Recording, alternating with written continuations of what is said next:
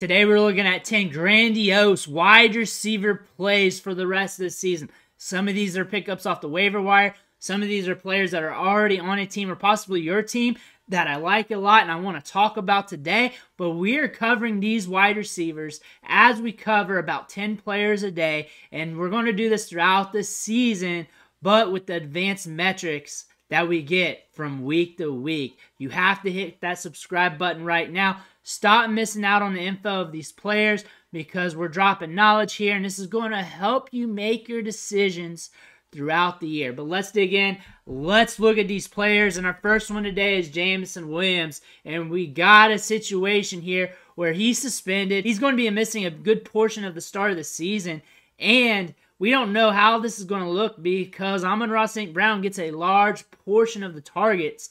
But we saw the Detroit Lions the other night against the Chiefs. We know this offense likes to push the ball downfield. We know they're faster paced and they can keep up with anybody in the league now. They kept up with the Chiefs. Think about this. We got Jameson Williams, first-round draft pick, top-tier speed, and a top-tier offense that can move the pace. This is interesting to see as he's free. Might even be on waivers or might end up on waivers here in the next few weeks as these depth charts start to turn and burn in fantasy football. The thing about him, elite speed, and he kind of has that Will Fuller effect, where if he's getting targeted deep, he might bring in one or two of those deep targets, and you might have an elite scoring performance out of him, along with those bust weeks. That being said, you may not know when to start him, but you may want to start him in a lot of premium matchups and hope for the best. He's a lottery ticket from week to week as long as he's getting snaps and running routes.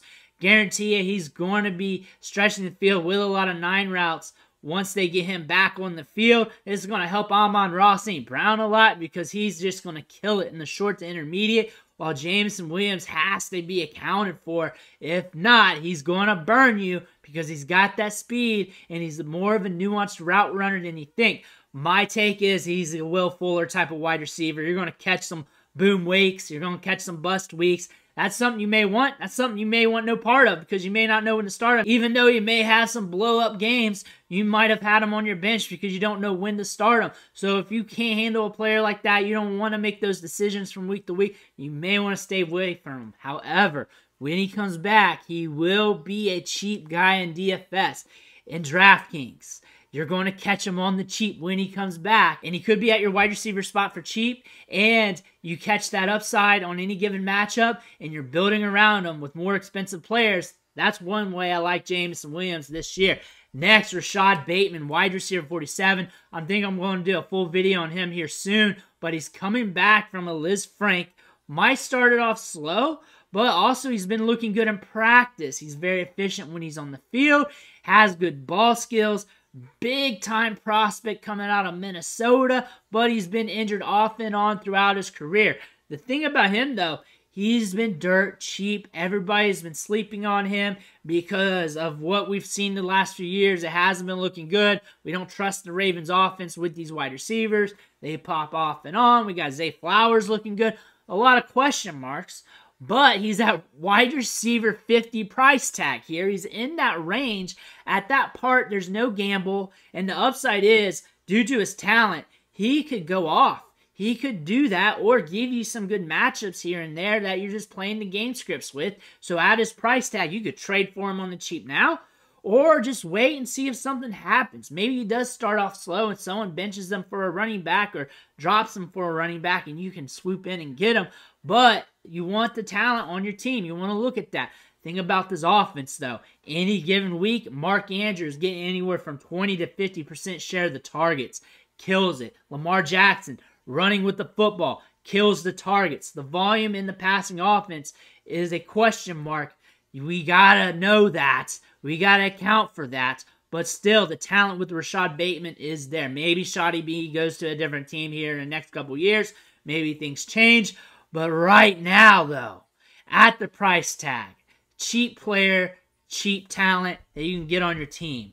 Next, Jayden Reed, wide receiver 71. People are starting to talk about him now, but we've been talking about him these last few weeks for redraft. All summer long as a discount for Dynasty. 239 vacated targets. Justin Watson hurt. Romeo Dowd's hurt. Looks like he's going to be getting an opportunity this week. Broke out with 2 different collegiate programs. Instantly. Quick transition from high school to G5 level at Western Michigan.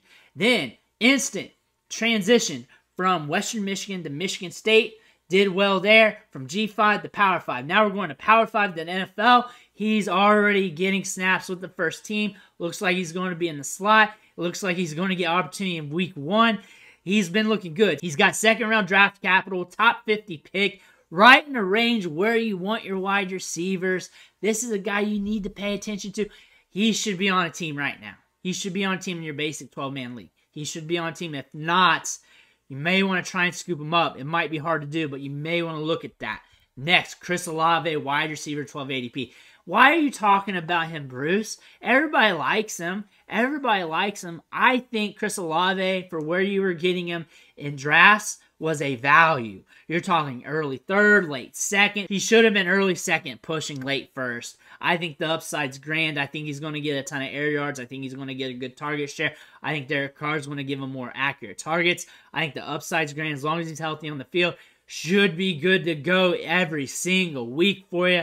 Look at the scoring from last year, even with topsy-turvy performances from the quarterback play and him just ramping up as a rookie, just that normal rookie ramp-up. Looking good, should be looking better, and we're healthy. Things should be powerful this year for Chris Olave. Jahan Dotson, wide receiver 37 ADP. I talk about him a lot because I have to. I have to nail this home.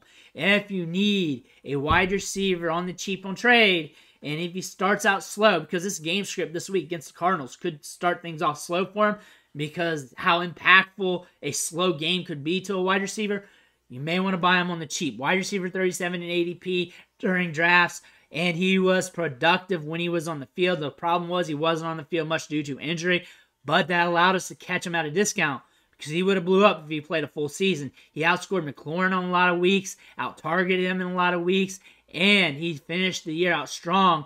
Nuanced route runner, good hands. You can use him in the slot. You can use him outside. I look for him to take a step up. George Pickens, wide receiver 32 in ADP. He's a year 2 wide receiver who should have been drafted in the first round of the NFL draft, but fell out due to that ACL that he was coming back from. Now we're catching him still at a discount because his offense, people don't trust Kenny Pickett. Kenny Pickett likes targeting George Pickens. He likes it. 11.36 points per game with Kenny Pickett versus 4.7. Again, rookie ramp up and all that stuff. But we're going into the year 2 ramp up. And if he's legit, and if he is a stud alpha wide receiver, he's going to blow up this year. And if that happens, you want him on your team. I look for him to get air yards. I look for him to get more targets. I look for him to get more opportunity. I look for the pace to increase with his offense a little bit more. His offense looked good in preseason. I like George Pickens. Next, Elijah Moore, wide receiver 44. If you're looking for a good wide receiver and offense that's going to be on the come up, Browns. And Elijah Moore has been good throughout his career. Last year was horrible due to the situation, but now we're in a great situation. Should be the Browns slot receiver. They're also moving around all over the place. He might even see some deep targets because he's got the speed for that. But I look for him to get volume. I look for him to exceed expectations, exceed that wide receiver 5 price tag that he has. Should be a cheap guy to get right now, even on trade. A guy that I'm watching thoroughly these next couple weeks. I like Zay Flowers so much. Wide receiver 48 ADP. That's because he's a rookie. People haven't seen him before. But the thing about this, he's been looking good in camp. He's been looking good in preseason. He's got speed, good route runner, good ADOT coming out of college, which means can get those deep ball targets. Deep ball targets are huge for wide receivers, even in a slow game script. They run you deep a few times. You get those targets on that. You convert 1 or 2 of those, you're still going to be productive. And if the volume's ramped up and you're getting the short to intermediate targets on top of that, you're going to be a productive guy. And we know he's got the talent. They drafted him in the first round for a reason. He looks good on tape and looked good in preseason. Zay Flowers is a guy you need to pay attention to. Zay Jones, wide receiver 58 in ADP, a cheap get if you need a baseline productive wide receiver. Not a guy who goes boom every week, but a guy that can give you some baseline average results because he will be on the field in 2 wide receiver sets with the Jaguars, and we know the Jaguars have an explosive offense. Calvin Ridley will be on the field this year, soaking up targets. This is not anything against him, but the Zay Jones price tag here as the back end of your roster, something good to have. Wide receiver 31 in points per game last year. That doesn't sound amazing, but you're paying wide receiver 60 price tag for that, and it's free, and that's a good dip to buy on just in case you have some up weeks.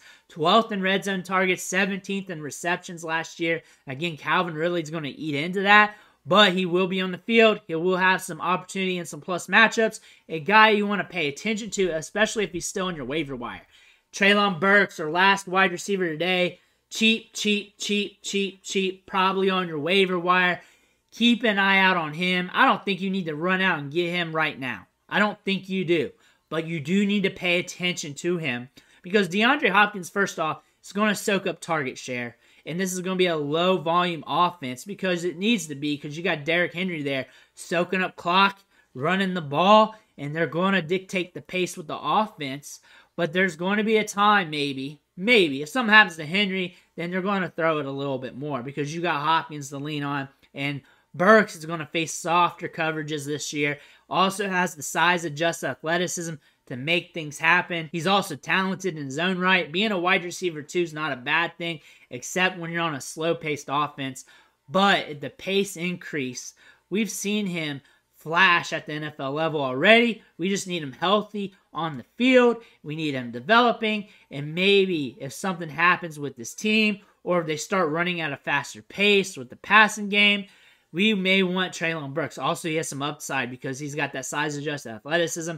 After the catch, he could be nasty. And if you want to gamble on a player who's dirt cheap on DraftKings on a week-to-week basis and plus matchups, when the matchup's trending more to like a 50-point over-under, you may want Burks. But I don't see the Titans in many of those matchups because they want to keep things slow due to the nature of how they're built. But talent is talent, and you got to pay attention to that. Those are 10 wide receivers we're looking at for the whole season. We're going to have more videos like this. But with the advanced metrics from the games from week to week, how they add up, how the trends are looking like, that's why these videos are very important. Kicking around those ideas to give you those ideas to help you make decisions for your fantasy football team, to help you with the waivers, help you with trades and everything else.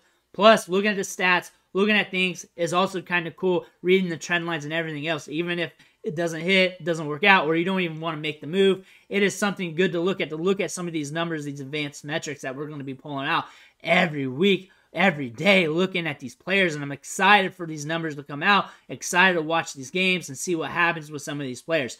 Let me know what you think in the comments below. I want to hear about it. Make sure you hit that subscribe button on the way out. Catch you on the next video.